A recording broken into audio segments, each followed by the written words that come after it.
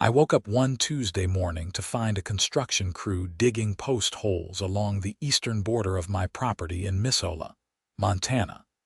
And when I walked over with my coffee still steaming in the cold October air, the foreman told me they were building a community firewood shed for the HOA. My name is Victor Mendoza, and I had bought this 5-acre property 3 years ago specifically because it was far enough from the main subdivision that I thought the homeowners association would leave me alone. The property sat at the edge of the Whispering Pines community, technically part of the HOA, but isolated enough that I figured I could avoid most of the nonsense that came with these organizations. I was wrong. The foreman, a heavy-set guy in his 50s with a weathered face and a Carhartt jacket, showed me a work order signed by someone named Patricia Henderson, who apparently ran the HOA board. I had never met her, never received any notice about this construction, and sure as hell had never given permission for anyone to build anything on my land. "This is my property," I told him, pulling up the survey documents on my phone that I always kept saved in my cloud storage. "See this pin right here? That's the property line. You're a good 15 feet onto my side." The foreman squinted at my phone, then at his own paperwork, then back at the holes his crew had already dug. Well, shit. Mrs. Henderson gave me this plot map and said this was HOA common area. "It's not. This is private property and you need to stop work immediately." He nodded, clearly not wanting to get caught in the middle of whatever mess was brewing. "Listen, I'm just a contractor. You'll need to take this up with the HOA. I'm going to have to pause everything until this gets sorted out." I told him that was fine and headed back to my house to make some calls. My property was clearly marked, surveyed, and documented. I had title insurance, a recent survey from when I bought the place, and every legal document showing that this strip of land where they wanted to build their shed belonged to me, not the HOA. The first call I made was to Patricia Henderson. A woman answered on the third ring, her voice immediately sharp and officious. "Mrs. Henderson, this is Victor Mendoza. I own the property at 4582 Pinecrest Drive, and there's a construction crew on my land right now claiming you authorized them to build a structure there." "Oh, you're the one causing problems already," she said, not even pretending to be civil. "That's common area, Mr. Mendoza. It's clearly marked on our HOA maps as designated space for community use. We're building a firewood storage facility for residents to use during the winter months." "It's not common area. It's my property. I have the survey to prove it." "Your survey must be wrong. I have the original HOA plot maps from when this community was established in 2003. That area has always been designated for HOA use." I took a breath, trying to stay calm. "When was the last time you had that area actually surveyed?" "We don't need to survey it. We have the original maps." "Maps can be wrong. Surveys don't lie. I'm looking at professional survey markers right now that show this land is part of my parcel. If you want to contest that, you'll need to hire a surveyor and prove me wrong." She made a huffing sound. "This is ridiculous. We've already paid the contractor a deposit. This project was approved by the board months ago, without notifying me, the actual landowner." "Because you're not the landowner of that parcel. The HOA is." This conversation was going nowhere. I told her I would be sending her a formal cease and desist letter through my attorney and hung up. Then I called my lawyer, a sharp woman named Rebecca Torres, who had handled my property closing and who I kept on retainer for exactly these kinds of situations. Rebecca listened to my explanation and asked me to send her all my property documents. "I'll review everything and draft a letter. But if your survey is solid, they don't have a leg to stand on. They can't just build on private property, even if they think it's theirs." The next day, Rebecca sent a strongly worded letter to Patricia Henderson and the HOA board, attaching copies of my survey, title documents, and a demand that they cease all construction activities on my property immediately. She also requested copies of whatever survey or documentation they were relying on to claim this was HOA land. For 2 days, nothing happened. The construction crew didn't come back, and I didn't hear from Patricia Henderson. I thought maybe they had realized their mistake and would quietly back off. I should have known better. On Friday afternoon, I came home from my job at the environmental consulting firm where I worked to find the construction crew back at work. Not only were they back, but they had already erected the frame of a large shed, maybe 20 feet by 30 feet, with a roof partially installed. I stormed over, finding the same foreman directing his crew. "What the hell is going on? I told you this is my property." He looked uncomfortable. Mrs. Henderson called me.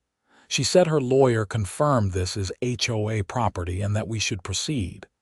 She said if we didn't finish the job, she'd sue us for breach of contract. I've got to protect my business, man.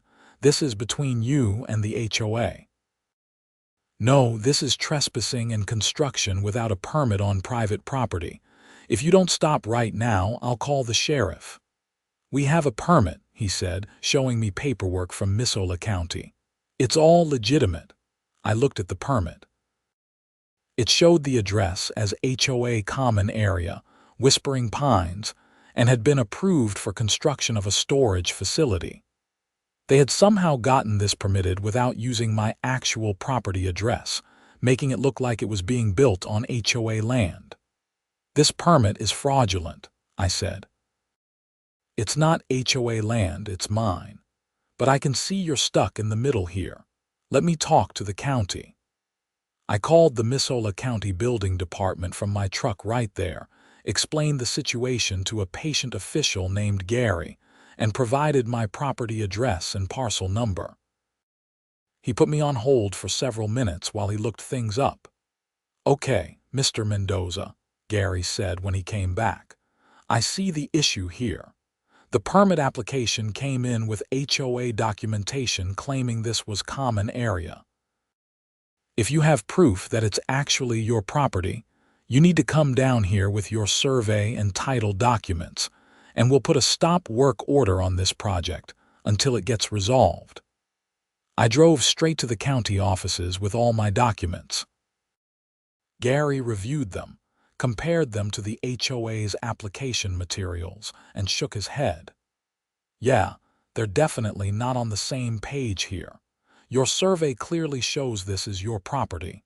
I'm issuing a stop work order immediately." He printed out the order and handed it to me. "You'll need to serve this to the contractor and the property owner, which I guess is both you and the HOA, depending on who's right. But no more work can happen until this is resolved." I drove back and handed the stop work order to the foreman, who looked relieved, honestly. "Finally, something official. I'm out of here until you people figure out who owns what." His crew packed up and left, leaving behind a half-finished shed structure sitting on my property. I took extensive photos and videos documenting everything. That evening, my phone rang. Patricia Henderson, and she was furious. "You have no right to interfere with HOA business," she shrieked. "That stop work order is going to cost us thousands of dollars in delays. I've contacted our attorney and we will be suing you for interference and harassment. You built on my property without permission. You got a permit using false information. I have every right to protect my land. It's HOA land. I've been on this board for 12 years and I know every inch of this community. That has always been common area. Then prove it. Get an actual survey done. Show me documentation that contradicts my legal survey. Until then, nothing gets built on my property." She hung up on me. I poured myself a bourbon and sat on my porch, looking at the half-built structure and wondering how this was going to play out. The following week, I received a letter from the HOA's attorney, a guy named Marshall Briggs from a local firm. The letter demanded that I allow construction to continue, claimed that I was in violation of HOA bylaws by interfering with approved community projects, and threatened legal action including fines of $200 per day for non-compliance. Rebecca laughed when I forwarded it to her. "They're bluffing. They can't fine you for not letting them use your property. I'll respond and up the ante. If they want to play hardball, we'll counterclaim for trespassing, unpermitted construction, and any damages." She sent back a scorching letter that made their threats look amateur. Days turned into weeks. The shed frame sat there, weathering in the Montana autumn. The HOA didn't respond to Rebecca's letter, didn't provide any competing survey, and didn't back down. Then, in mid-November, I got a call from a surveyor named Tom Dietrich. "Mr. Mendoza, my name is Tom Dietrich with Mountain West Surveying. I've been hired by the Whispering Pines HOA to survey the disputed property line at your address. I wanted to give you a heads up that I'll be out there tomorrow morning." "Finally," I said. "I appreciate the call. I'll be here." Tom showed up the next morning with his equipment and spent 3 hours carefully measuring, checking property pins, comparing GPS coordinates with recorded plat maps, and documenting everything. I watched from a distance, not interfering but making sure I saw what was happening. When he finished, he came over to where I was standing by my truck. He looked tired. "Well," I asked, "your survey is correct. The property line is exactly where your documents show it to be. That shed is approximately 14 feet onto your property at the nearest point and about 20 feet onto your property at the farthest point. The entire structure is on your land. You'll be reporting that to the HOA. I'll be sending them my report by end of week." "I call it like I see it, Mr. Mendoza. They're not going to be happy, but facts are facts." I thanked him and waited for the fallout. It came the following Tuesday when I received an email from Patricia Henderson. No phone call this time, just a terse email. "Mr. Mendoza, our surveyor has confirmed that there may be a discrepancy in the property line location. The HOA board is meeting next week to discuss options. We would like to invite you to attend. May be a discrepancy." That was one way to describe building a massive shed entirely on someone else's land. The HOA board meeting was held at the community clubhouse, a modest building near the front entrance of Whispering Pines. I showed up 15 minutes early with Rebecca. The meeting room was set up with a long table at the front where the board members sat, and rows of chairs for residents. About 20 people were already there, apparently interested in the drama. Patricia Henderson sat in the middle of the board table, a woman in her mid-50s with blonde hair cut in that distinctive speak to the manager style, wearing a cardigan that probably cost more than my truck payment. She glared at me as I sat down in the front row. 2 other board members sat with her, a nervous-looking man named Doug something, and a younger woman who introduced herself as Stephanie Barnes, the secretary. Patricia called the meeting to order and immediately launched into agenda items, clearly trying to delay getting to the main event. They discussed landscaping bids, holiday decoration guidelines, and a complaint about someone's dog barking before finally, reluctantly, reaching the firewood shed matter. "As many of you know," Patricia began, her voice tight, "there has been a dispute regarding the location of the new community firewood storage facility. We recently had the property professionally surveyed, and it appears that there was indeed an error in our original plot maps. The structure as currently framed does encroach onto private property owned by Mr. Victor Mendoza." Murmurs went through the small crowd. Someone behind me whispered, "How do you screw that up?" Patricia continued, shooting a look at the whisperer. These things happen. Property records can be complex. The HOA has invested significant funds into this project already, nearly $18,000 for materials, permits, and contractor deposits. We're exploring options for how to proceed. Rebecca stood up. If I may address the board. I'm Rebecca Torres, representing Mr. Mendoza. This isn't just an error or a simple property dispute. Your organization obtained permits using false information, began construction on private property without the owner's permission, and ignored a legal cease and desist letter. Now, Mr. Mendoza is a reasonable man. We're prepared to discuss solutions, but let's be clear about what happened here. Patricia's face turned red. We did not knowingly provide false information. We relied on maps that the HOA has used for over 20 years. Maps that were never verified with an actual survey, Rebecca countered.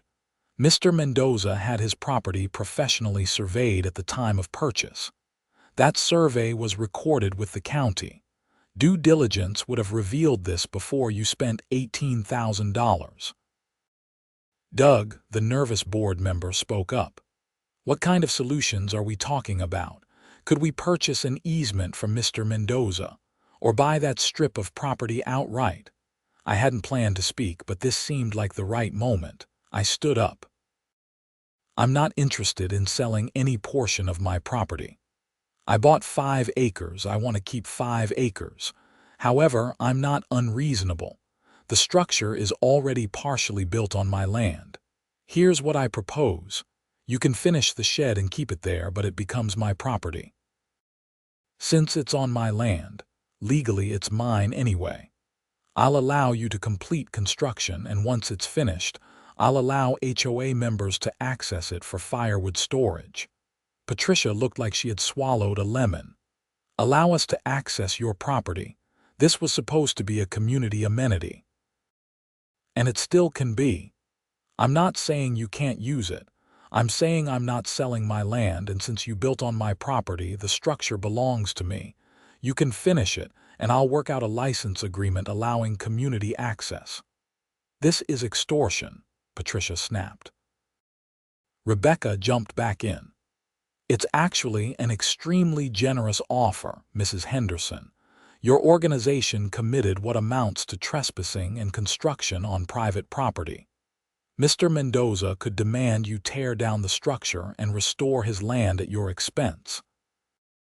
Instead, he's offering to let you finish it and still use it. I'd suggest you consider this carefully. The board huddled together, whispering urgently. Finally, Patricia spoke, her voice dripping with resentment. We'll need to discuss this and put it to a vote at a future meeting.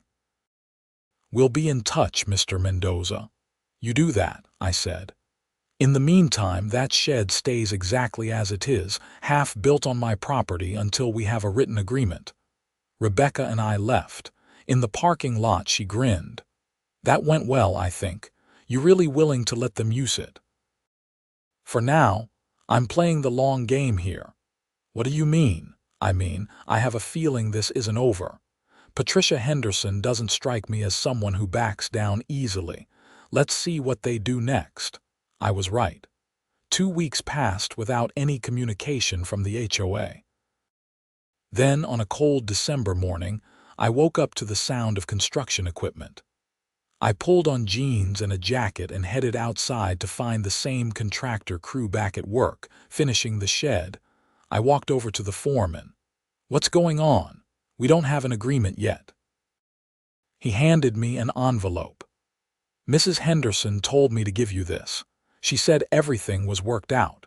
Inside was a 1-page document titled License Agreement with the most ridiculous terms I had ever seen. It stated that I acknowledged the HOA's right to place the structure on my property, that I would be responsible for all maintenance and repairs, that the HOA could access it at any time without notice, and that I waived any future claims regarding the structure. I called Rebecca immediately. They're trying to pull a fast one. They're finishing the shed and claiming we have an agreement. Do not sign anything. I'll draft a proper agreement with fair terms. In the meantime, this is still trespassing. You want me to get another stop work order? I thought about it. No. Let them finish it. I've got an idea. Victor, don't do anything crazy. Define crazy, she sighed. Just keep me in the loop. I let them finish the shed. Over the next week, the contractor completed the roof, installed proper siding, and even built sturdy racks inside for stacking firewood. It was actually a nice structure, well built and weather-tight. They finished just before Christmas. The day after they completed it, Patricia Henderson herself showed up at my door with another copy of their bogus agreement and a smile that didn't reach her eyes. Mr. Mendoza, the shed is complete. We just need your signature on this agreement and everything will be settled. I didn't invite her in. This agreement is completely one-sided. I'm not signing it. Her smile vanished. We completed the structure in good faith based on our negotiations. We didn't negotiate anything. You went ahead without my approval. The shed is on my property, which makes it my shed. That's not how this works. Actually, it is. Structure follows the land. It's a basic property law principle. You built a permanent structure on my property without my permission. It's now my structure. We'll sue you. For what? Using my own property? Go ahead. My attorney would love that case. She left in a huff, and I didn't hear from the HOA for the rest of December. Meanwhile, I started noticing something interesting. HOA residents, apparently informed that the new community firewood shed was open for use, began filling it with firewood. Living in Montana, firewood is essential for getting through the winters. A lot of residents heat their homes with wood stoves or fireplaces to save on heating costs, especially when the temperature drops below zero. The shed was designed to hold a substantial amount of wood, maybe 20 to 30 cords when fully stacked. By mid-January, the shed was about a quarter full. By February, it was half full. Residents were bringing in truckloads of split wood, carefully stacking it on the racks, organizing it by the type of wood, seasoned versus green. It was actually pretty impressive to watch. I didn't stop them. I didn't say a word. I just let them keep filling my shed with firewood. Rebecca called me in early March. Victor, I heard from the HOA's attorney again. They're threatening to sue for access to the shed. They claim they have rights based on promissory estoppel since they built it with the understanding they could use it. Let them try. I never promised them anything. I offered to discuss a licensing agreement, which they refused. Now they're just trespassing every time they access the shed. So what's your plan here? How much does firewood sell for in Missoula right now? She was quiet for a moment.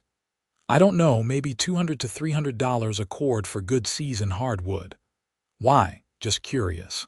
By late March, the shed was completely full. I estimated there were at least 25 cords of wood in there, all neatly stacked and organized. Oak, maple, pine, and fir. Some of it was beautifully seasoned hardwood that would burn hot and clean. I made some calls to local firewood dealers and landscaping companies. The going rate for seasoned hardwood was about $280 per cord delivered. For softwood, about $180.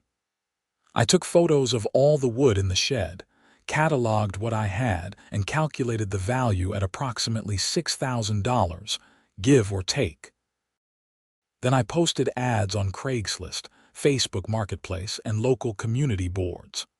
Firewood for sale, various types, seasoned and ready to burn.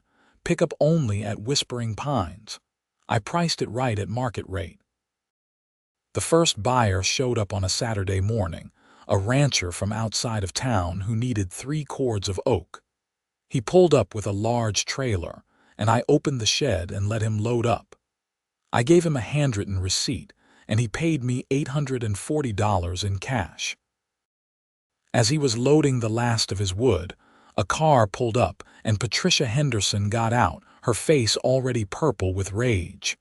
"What do you think you're doing?" she yelled. "Selling firewood. It's my property, my shed, my wood." "That's not your wood. That belongs to the HOA members who put it there." The rancher looked between us, clearly not wanting any part of this drama. I assured him it was fine, and he finished loading and drove off.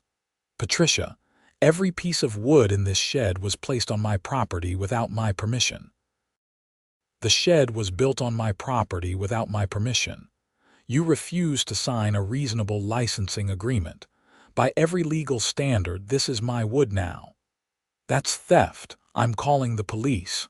"Go ahead. I'll be happy to explain to them how you built a structure on my property, encouraged people to trespass and store materials on my land, and refused to negotiate in good faith. I'd love to hear how they interpret property law." She called the police right there. A sheriff's deputy arrived about 20 minutes later, a middle-aged guy named Officer Carlson, who looked tired before he even heard what the dispute was about.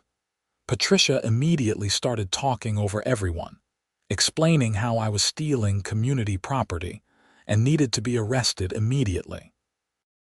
Officer Carlson held up a hand. "Madam, please slow down. Let me get the basic facts here. Sir, you're the property owner." "Yes, Victor Mendoza, this is my property." I showed him my driver's license and property tax records that I now kept on my phone for exactly these situations. And the shed. "Built by the HOA without my permission, entirely on my property. I have surveys and documentation." He looked at Patricia. "Is the shed on his property?" She hesitated. "There was a dispute about the property line, but we built in good faith." "So it is on his property?" "Technically, yes, but we had an agreement." "You have this agreement in writing. We were negotiating." Officer Carlson turned back to me. "And the firewood? HOA members placed it in the shed, which is on my property without my permission. I'm treating it as abandoned property and selling it." "It's not abandoned," Patricia shrieked. "People put it there to use this winter." Officer Carlson sighed. "Okay, here's the thing. This is a civil property dispute, not a criminal matter. If the shed is on his property and was built without his permission, it's his shed. If people put firewood on his property without his permission, legally that's also his property. You folks need to work this out with lawyers, not law enforcement. There's no crime being committed here." "But he's stealing from the community." "Madam, you can't steal your own property. If you want to dispute ownership, you need to take it to civil court. I can't arrest someone for using their own land." Patricia's face was practically glowing. "This is unacceptable. I will be filing a formal complaint about your failure to enforce the law." "That's your right, madam. But right now, there's nothing for me to enforce. Have a good day, folks." Officer Carlson left, and Patricia stood there, trembling with rage. "You haven't heard the last of this," she hissed at me before storming back to her car. "Over the next 2 weeks, I sold every cord of firewood in that shed. Buyers came from all over Missoula County, happy to get quality wood at fair market prices. Some HOA members actually bought their own wood back from me without realizing it, which I found darkly amusing. In total, I made just over $6,300. Every sale was documented with receipts. Every penny was reported as income. I wasn't trying to hide anything because I wasn't doing anything wrong. The HOA, predictably, sued me. The lawsuit alleged conversion, trespassing, theft, breach of contract, and about 5 other claims that Rebecca said were mostly nonsense. She filed a counterclaim for trespassing, unpermitted construction, and abuse of process. The case dragged on through the spring and into the summer. During discovery, we got to see all the internal HOA documents, emails, and board meeting minutes. That's when things got really interesting. Rebecca came to my house with a stack of printed emails, her expression serious but excited. "Victor, you need to see these. The HOA knew from the beginning that the property line was disputed. Patricia Henderson had the original survey from when you bought your house. She knew the shed would be on your land. She built it anyway, not just that. Look at this email from her to the contractor." She handed me a printed page. It was from Patricia to the foreman, dated 2 days before construction began. The email said, "Proceed with construction as planned." The property owner is unlikely to notice, and even if he does, the cost of legal action will force him to accept a minimal easement payment. Once the structure is complete, removal will be prohibitively expensive, giving us significant leverage. "She was trying to force my hand," I said. "She intentionally built on your property as a negotiating tactic. That's not just trespassing, Victor. That's potentially criminal." We took the emails to the county prosecutor's office. A young assistant prosecutor named Jennifer Mills reviewed everything and agreed to open an investigation. If she knowingly built a structure on private property without permission as a tactic to force a property owner into an unfavorable agreement, that could be criminal trespassing, potentially fraud, and maybe even extortion depending on how we frame it. The investigation took another 2 months. During that time, the civil lawsuit continued, but the momentum had shifted. The HOA's attorney, once aggressive, became much more conciliatory. They offered to settle, drop all claims against me, and pay my legal fees. Rebecca advised me to consider it. "You've already won, Victor. You sold the wood, you've proven your point, and now they want to walk away. Taking this to trial will cost more in legal fees than you'll ever recover." "What about the criminal investigation? That's separate. Whether you settle the civil case or not, the prosecutor will make her own decision about charges." I agreed to the settlement. The HOA dropped all claims, admitted that the shed was on my property, paid $15,000 for my legal fees and costs, and signed a document acknowledging that they had no rights to the property or the structure. In exchange, I agreed not to seek additional damages in the civil case. But I kept the shed. It was written right into the settlement agreement. The HOA built it, but it was mine now, free and clear. In September, almost a year after this whole mess started, the county prosecutor filed criminal charges against Patricia Henderson. 3 counts: criminal trespass, fraud in obtaining a building permit, and criminal mischief for causing a pecuniary loss to the HOA through her actions. The HOA members were in an uproar. An emergency board meeting was held, and Patricia was removed from her position. The local newspaper, the Missourian, picked up the story, and it became a minor sensation in our area. HOA president charged after building on residents' land, read the headline. Patricia's criminal case went to trial in November. I had to testify, explaining the whole timeline, showing the surveys, and describing how she had ignored my legal cease and desist. Rebecca also testified, as did the county surveyor and the building inspector.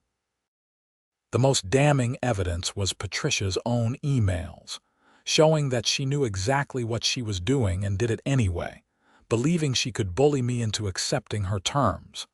The jury deliberated for less than 3 hours, guilty on all 3 counts.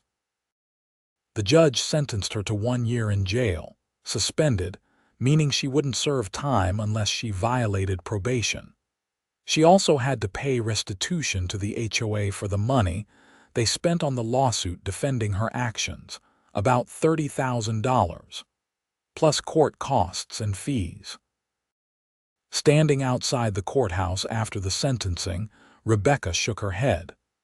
"I've been practicing law for 15 years, and I've never seen an HOA case go criminal before. She really thought she could just steamroll you." A lot of people make that mistake, I said. They assume that being aggressive and acting confident means they're right. So what are you going to do with the shed now? I smiled. Actually, I've been thinking about that. I'm going to use it exactly as intended. I'm going to fill it with firewood every year and sell it. Turns out there's good money in firewood, and I have the perfect storage structure for it. You're going into the firewood business, side business. I've already got contacts with a few people who harvest timber, and they'll sell me logs cheap. I'll process it, season it, and sell it at market rate. That shed cost the HOA $18,000 to build. I figure I can make that back in 3 years, maybe less. She laughed. Only you would turn an HOA dispute into a business opportunity. Over the next few months, I did exactly that. I bought a log splitter, contracted with a local tree service to buy their logs, and spent my weekends processing firewood. By the next October, I had the shed full again, all my own wood this time, properly seasoned and ready to sell. The new HOA board, now run by Doug and a few reasonable people who wanted nothing to do with Patricia's legacy, approached me about actually working out that licensing agreement. They wanted to know if HOA members could get a discount on firewood purchased from me. I agreed to give HOA members a 10% discount, which was fair. I wasn't trying to gouge my neighbors, just make a reasonable profit. A lot of residents started buying from me regularly, appreciating the convenience of having quality firewood right in the community. The business grew. Within 2 years, I was selling about 40 cords a year, making an extra $15,000 or so annually. Not enough to quit my day job, but a nice supplement and a satisfying use of the shed that caused so much trouble.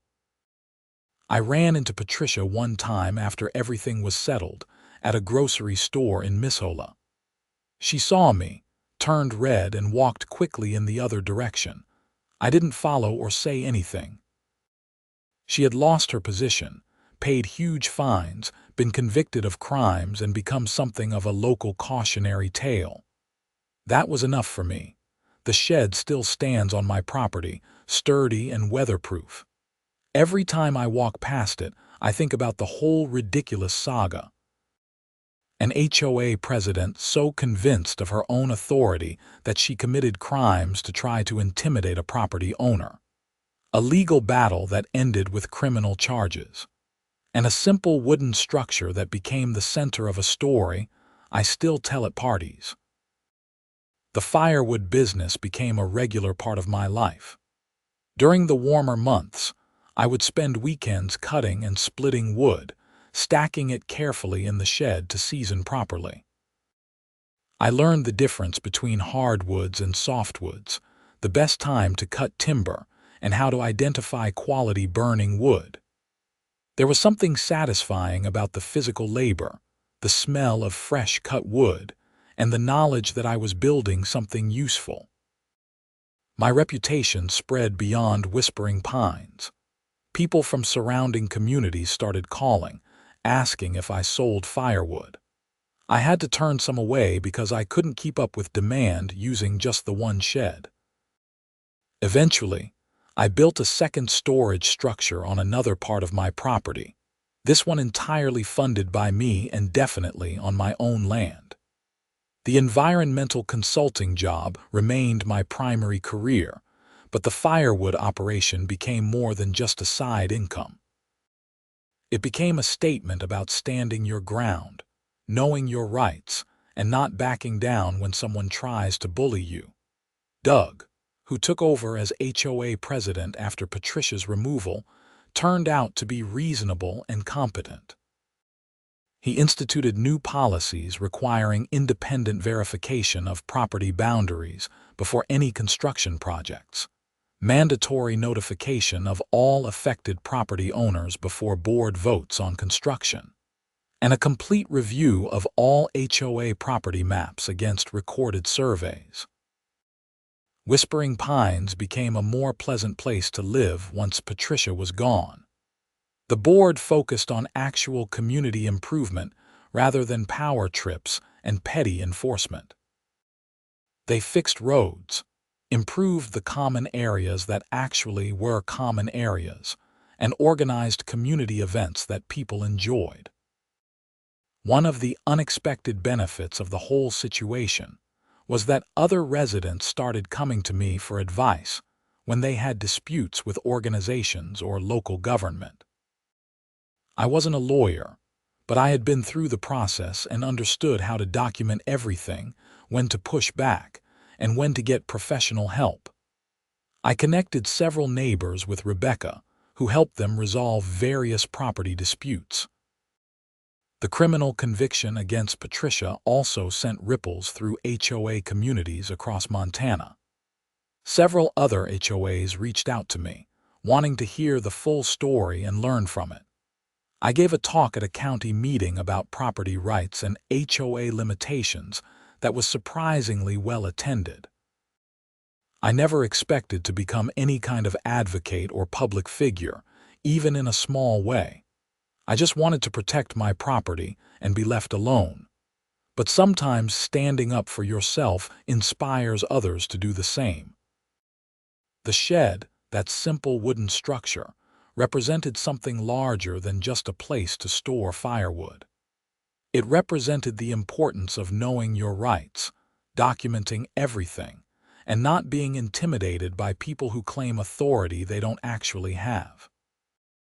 3 years after the initial construction, I had made back all the money the HOA spent building the shed through firewood sales, plus a healthy profit. The structure they intended as a community amenity paid for itself as a private business. Every cord I sold felt like a small victory. I kept detailed records of everything. Every purchase of raw logs, every hour spent processing wood, every sale, every expense. Not just for tax purposes, but because the whole experience taught me the value of documentation. If any other dispute ever arose, I would be ready. Life settled into a comfortable rhythm. Work during the week, processing firewood on weekends during the season, and enjoying the Montana wilderness the rest of the time. The 5 acres I bought gave me space, privacy, and now a successful side business. Patricia never apologized, never acknowledged what she did wrong. I heard through the neighborhood grapevine that she moved to a different part of Montana, trying to start fresh where her reputation hadn't followed her. I wished her no specific ill will at that point. She had faced consequences for her actions, legal and social. That was sufficient. The experience taught me several valuable lessons. First, never assume someone in a position of authority knows what they're talking about or has the right to do what they claim. Second, documentation is everything in any dispute. Third, standing firm on principle, even when it's uncomfortable, usually pays off in the end. The local media attention died down after a few months, but I still occasionally got recognized as that guy who sold the HOA's firewood. Most people found the story amusing and were on my side. A few thought I had been petty or vindictive, but I could live with that. I had acted within my rights and pursued reasonable remedies through proper legal channels. Rebecca and I remained friends beyond the attorney-client relationship. She referred several other clients to me over the years who needed advice on dealing with HOAs or local government, and I always made time to share my experience. Helping others avoid similar situations or fight back effectively when they found themselves in one became a source of satisfaction. The firewood operation continued to grow steadily. By the 5th year, I was processing and selling about 60 cords annually, had 2 full-time storage sheds, and had hired a local teenager to help with splitting and stacking during the busy season. What started as revenge against an overreaching HOA had become a legitimate small business. I never forgot that morning when I walked out with my coffee and saw construction equipment on my land. That moment of confusion and anger sparked everything that followed. If I had been less certain of my property boundaries, less willing to fight, or more easily intimidated, Patricia would have gotten away with it. The shed would have been an HOA amenity, and I would have lost a portion of my property rights. Instead, I stood firm, documented everything, got proper legal help, and saw it through to the end. The fact that it resulted in criminal charges and a successful business was almost beside the point. The real victory was maintaining my property rights against someone who thought power and aggression were substitutes for being right. The Whispering Pines community improved significantly in the years after Patricia's departure. Property values increased, neighbor disputes decreased, and the HOA became what it should have been all along: a service organization that maintained common areas and enforced reasonable rules, rather than a petty fiefdom for someone's power trips. I served on the HOA board myself for one term, at Doug's request, helping to rewrite several bylaws to prevent future abuse. We implemented requirements for surveys before any construction, mandatory owner notification before property-affecting decisions, and a clear dispute resolution process that included mediation before litigation. These changes, born from my experience, made Whispering Pines a model for how HOAs should operate. Other communities asked for copies of our revised bylaws and implemented similar changes. The story of the Firewood shed became a teaching example in property law classes at the University of Montana, according to Rebecca, who occasionally lectured there. Looking back on everything, I wouldn't change how it played out. Yes, it was stressful. Yes, it cost money and time. Yes, it created conflict and drama. But it also resulted in justice, positive change, and a thriving side business. Sometimes standing up for yourself has benefits far beyond the immediate dispute. The shed still stands, solid and weatherproof, filled each year with carefully seasoned firewood. Every time I open those doors to load a customer's truck, I remember the journey that led to this moment. From an HOA president's arrogant overreach to criminal charges, from a property dispute to a successful business, from anger and frustration to satisfaction and profit. The firewood shed on my land taught me that property rights matter, that documentation and patience win out over bluster and intimidation, and that sometimes the best revenge is simply letting someone face the consequences of their own bad decisions while you turn their mistake into your opportunity.